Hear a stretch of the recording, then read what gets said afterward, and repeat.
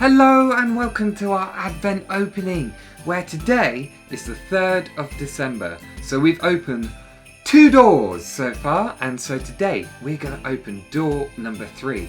So we've had an angel, and then we've had the angel say to Mary that she shouldn't be afraid. So what is behind door number 3? Where is door number 3? There it is. Let's open it up. So there we go. We have a donkey, a sheep and a manger, and the verse is Luke chapter 1 verses 31, and it says, "Behold, you will give birth to a son and will call his name Jesus." So there we go. We began with an angel who appeared to Mary and said, "Don't be afraid," and we found out that she will call his son Jesus. Come back tomorrow where we open the next door.